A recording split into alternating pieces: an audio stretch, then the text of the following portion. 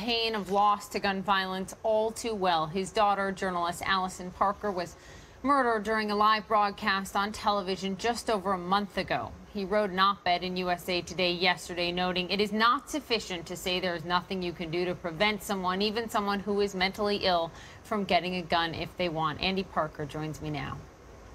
Andy, I can't imagine sitting in your shoes, especially this week following the Oregon mass shooting. We just heard from the father of the gunman, and he said, and I will paraphrase here, not an exact quote, but being asked about gun violence in this country and what has to happen, and he said it has to change. It has to change.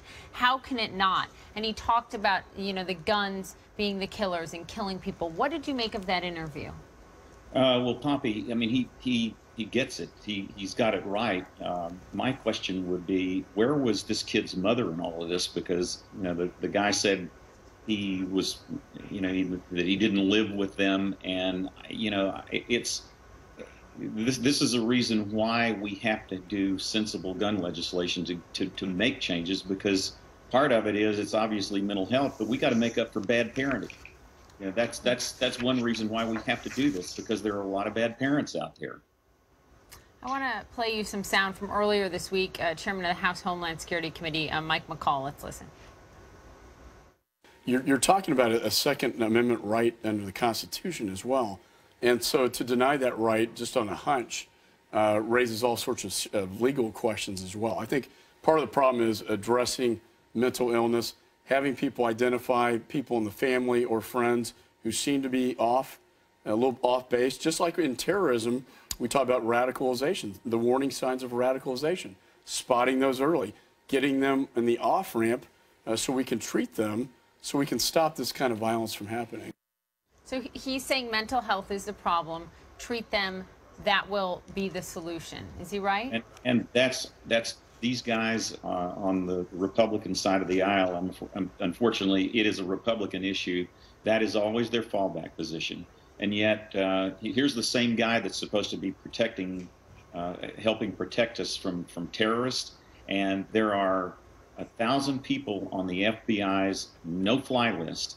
And McCall and his colleagues successfully blocked attempts to keep these people from obtaining weapons. And the NRA, they were right there. The NRA fought attempts to block these people from obtaining firearms. So this guy, you know, he can say all he wants to about, you know, that it's a mental health issue and that's it.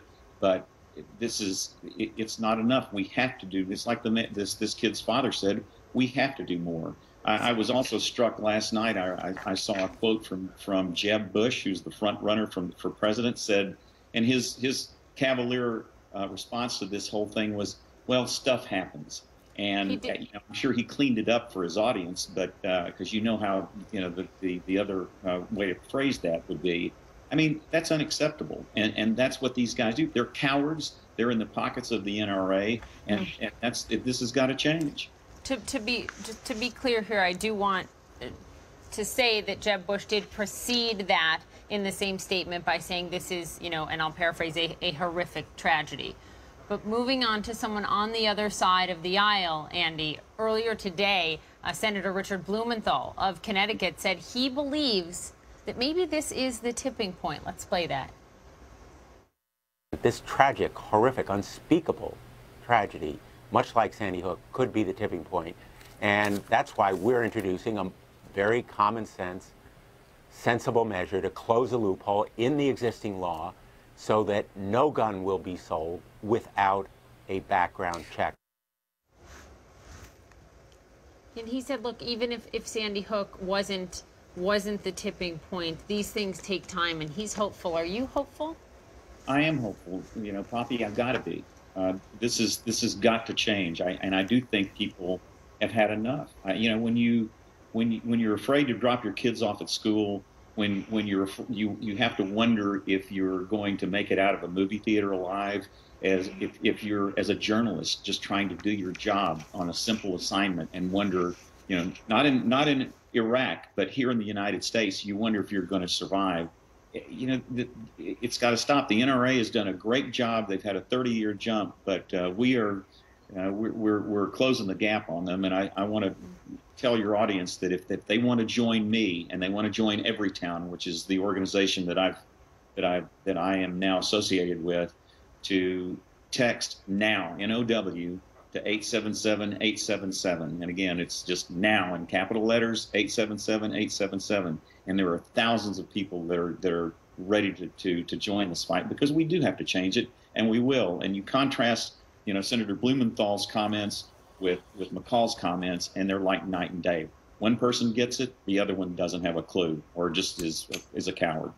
Andy, in August, the state of Oregon, where this mass shooting took place this week, became the eighth state to require screening on nearly all gun sales. And this still happened. We heard how frustrated, saddened the president is, President Obama, and lawmakers on both sides of the aisle, right? We've heard that this week.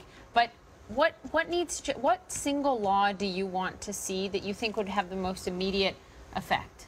Well, closing the loopholes on doing universal background checks and closing loopholes. Those are the ones that are going to have an immediate effect. Is it going to stop it completely? Of course not.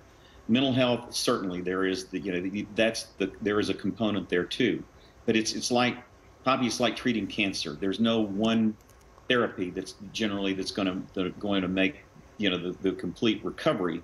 But you do the simple stuff and the most effective stuff first, and that's one of them. The other one is to loosen these HIPAA laws and the FERPA laws that will allow patients that are walking time bombs that a professional can alert law enforcement, or in the case of Alison's killer, who was fired on multiple jobs, their employers could only say he worked from this date to this date, and they can't say anything for fear of litigation. So it's a combination of that. But again, the easy path to start is universal background checks, and why anybody would be opposed to that is just beyond me. But it's the fringe and the extremists in the gun lobby that are preventing this from happening.